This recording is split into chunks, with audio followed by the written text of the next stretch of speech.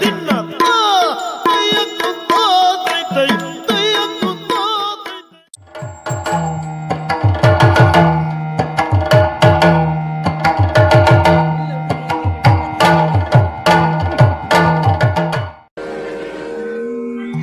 गजमुखने मेरे वेदंत में निज गुणान्वित परशुधारने रजतगिरी वडयन कुमार में विद्यावारिधिये अजनु हरि मेरे भजी सुति हरनवरत निन्ननु त्रिजगवंदित गणप माकुमु मतिगे मंगलवा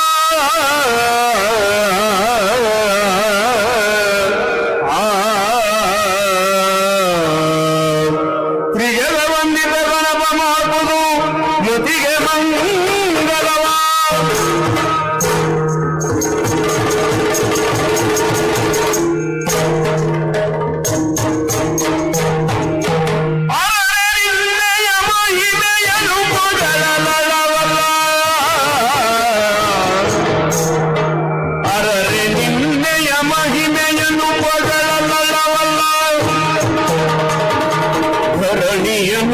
तीर्थ महशेष गुरितो हरन सुकुमार सकला गमक साकार हरयुर विशेष मधुर विघ्नेश रविंदरिन्ना तैततों ततों तैततों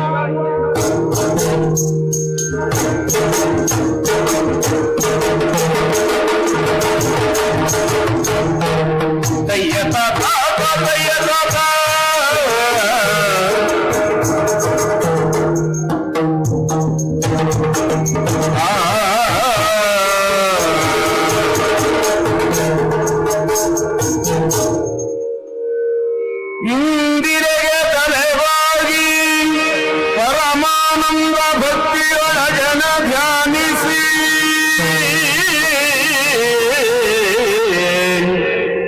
ವಂದಿಸುವೆ ಶಾರದೆಗೆ ಶಕ್ರಾದ್ಯ ಮರರಿಂಗರಗಿ ನಾಂದಿಯೊಳು ವರವ್ಯಾಸಂ ನಿಪದ ದ್ವಂದ್ವ ಕಾನಕನಾಗಿ ಕವಿಗಳ ಸಂದಣಿಗೆ ಬಲವಂದು ಬೇರುವೆನಿ ಕಥಾಮೃತವ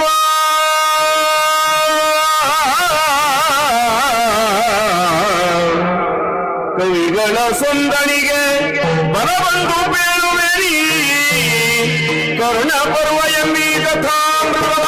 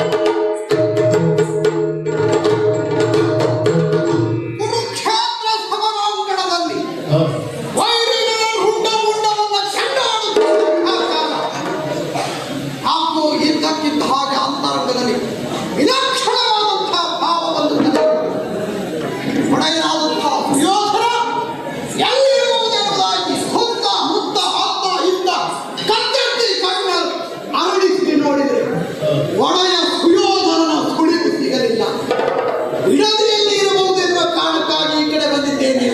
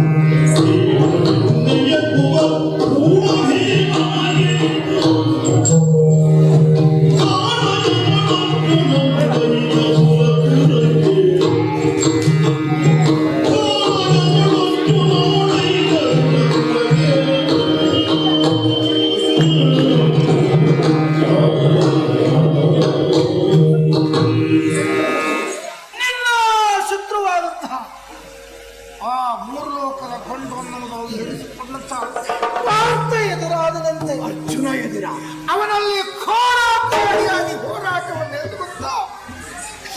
ಎಸಗುತ್ತಾ ನಿನ್ನ ಮಗ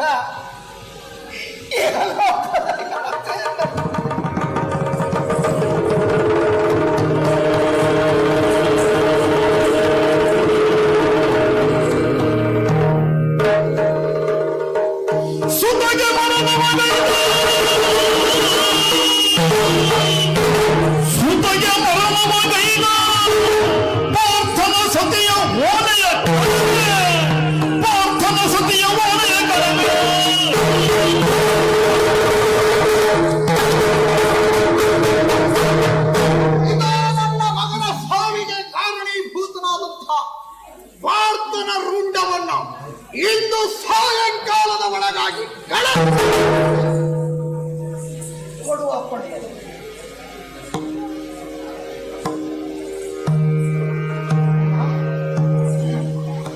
ಇದು ಭಾಗ್ಯ ಇದ್ದರೆ ಮತ್ತೆ ನಿನ್ನನ್ನು ಬಂದು ಕಾಣ್ತೇನೆ.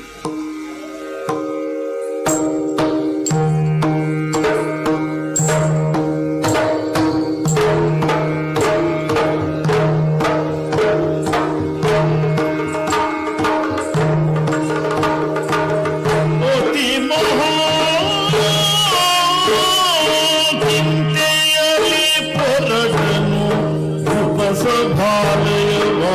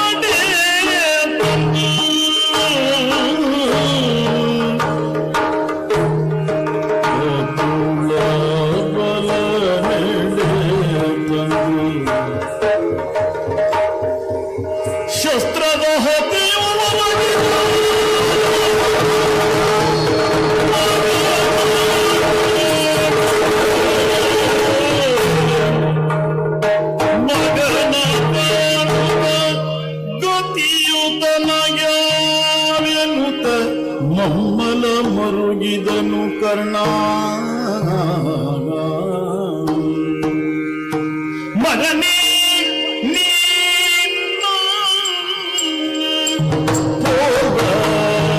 ಹೋಗಲ್ಯಾರೋ ಮಗನೇ ನಿನ್ನ ಹೋಗಲ್ಯಾರೋ ಈ ವಿಗತ ಭಟರೋ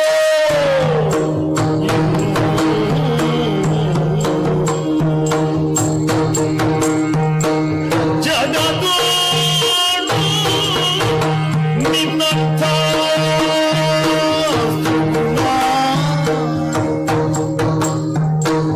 ಕುವರ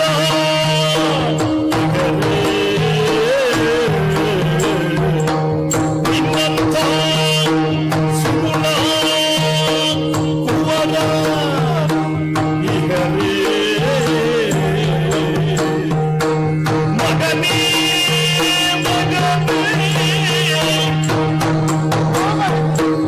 ಮಗನೇ ನಿನ್ನ ಯಾರು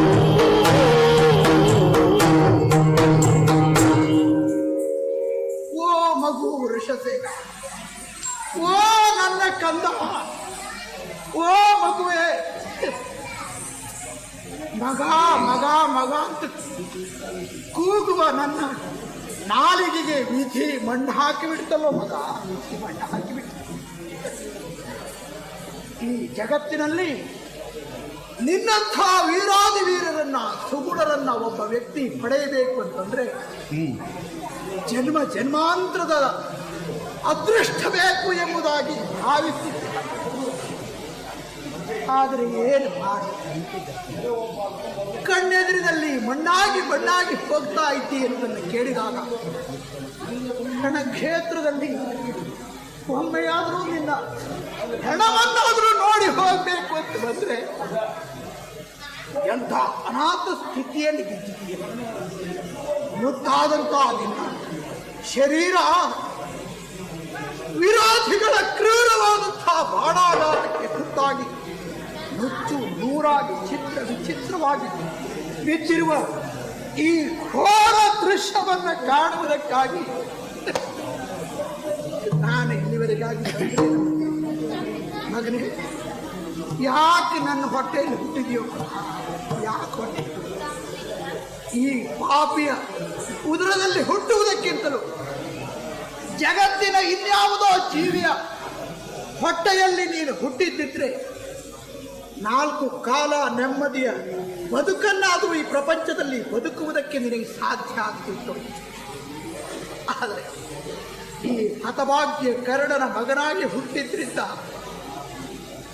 ಕ್ರೂರ ವಿಧಿ ಇಷ್ಟು ಬೇಗ ನಿನ್ನನ್ನು ತನ್ನತ್ತ ಕರೆದುಕೊಂಡು ಬಿಟ್ಟು ಬಂದ.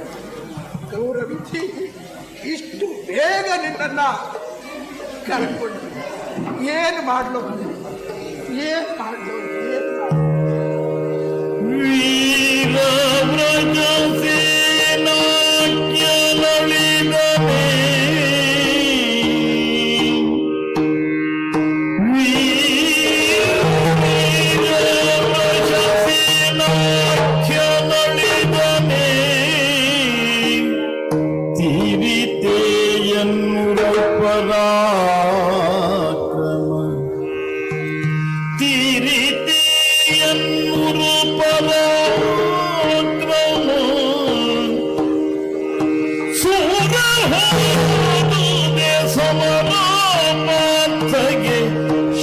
ಶಿವಾಯನುತ ಸೂರೆ ಹೋದೆ ಸಮರ ಪಾರ್ಥಗೆ ಶಿವ ಶಿವಾಯನುತ ಸೂರ್ಯನ ಸುತನಾಗ ಚಿಂತಾದಲ್ಲಿ ಮನನೊಂದು ದೈವದ ಕೂರ್ಮೆಯ ಯಾರರಿವರ ಕಟ ಎಲ್ಲ ವಿಧಿಯಿಂದ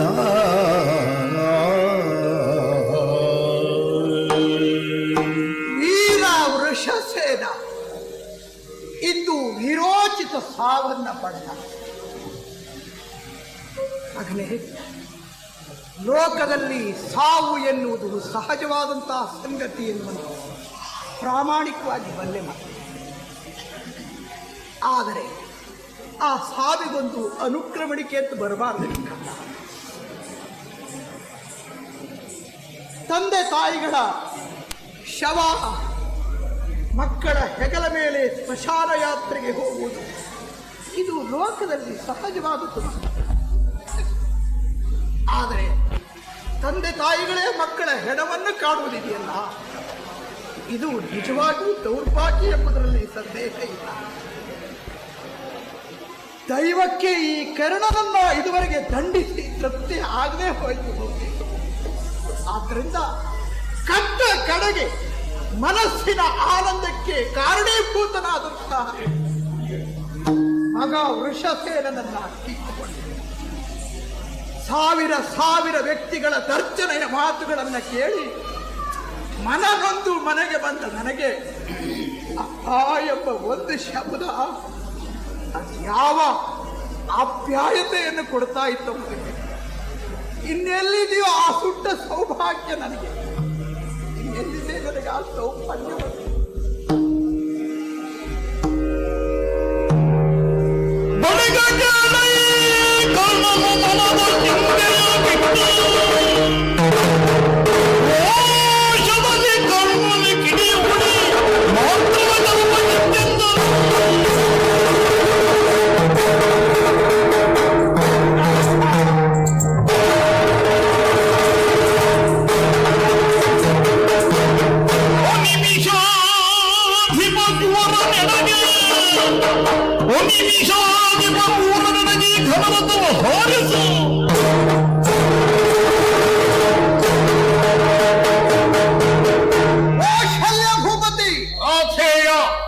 ಈ ಕುರುಕ್ಷೇತ್ರ ಸಮರಾಂಗಣದಲ್ಲಿ ಪಾರ್ಥನ ತೇರು ಯಾವ ದಿಕ್ಕಿನಲ್ಲಿ ಯಾವ ಮೂಲೆಯಲ್ಲಿಯೇ ಇರಲಿ, ನಮ್ಮ ರಥವನ್ನು ಅಲ್ಲಿಗೆ ಕೊಂಡೊಯ್ದು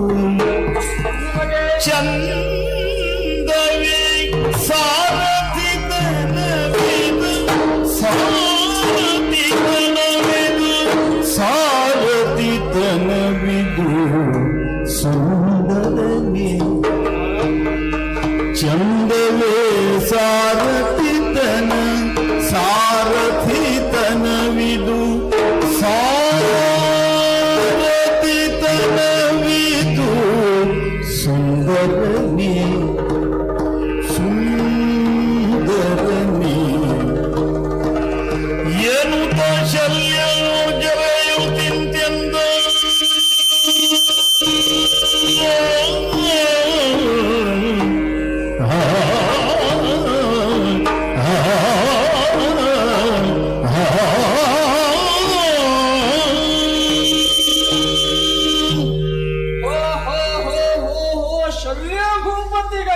ಓಹೋ ಹೋ ಓಹೋ ಶ್ರೀಪತಿಗಳು ನನಗೆ ನಿರೀಕ್ಷೆ ಇರಲಿಲ್ಲ.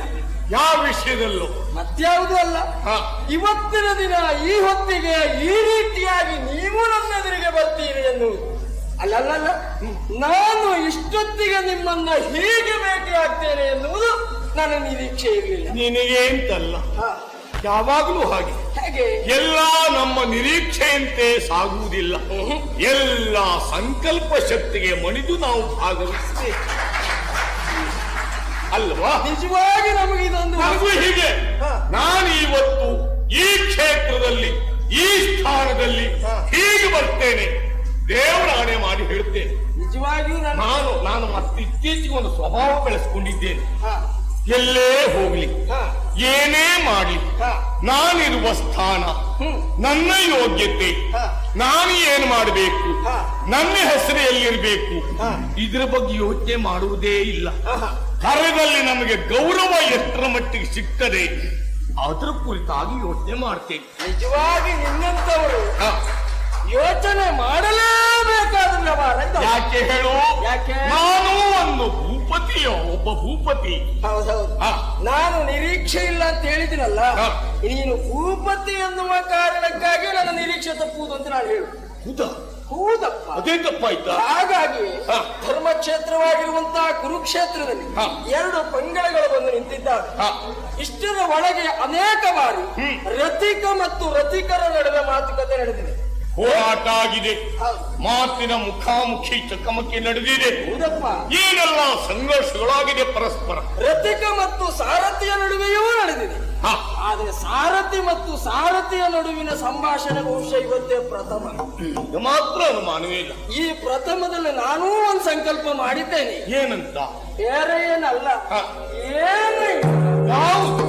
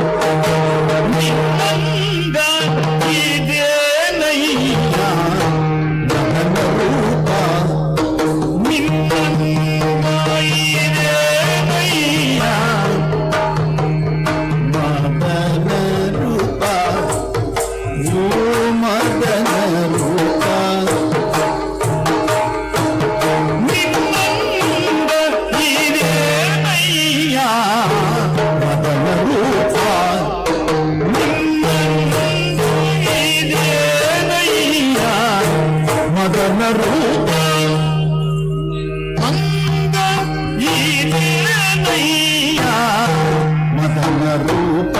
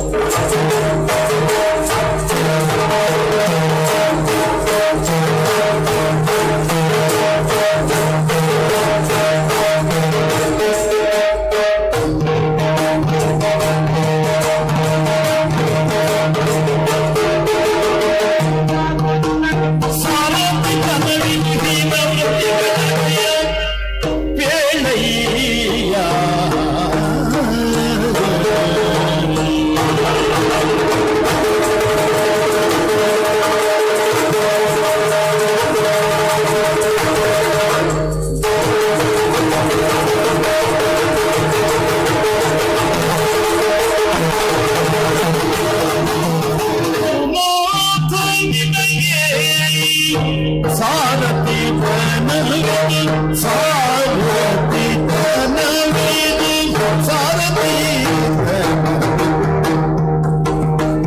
ಹೀನಾವತಿ ಯಾಕೆ ಹೀನಾವತಿ ಯಾಕೆ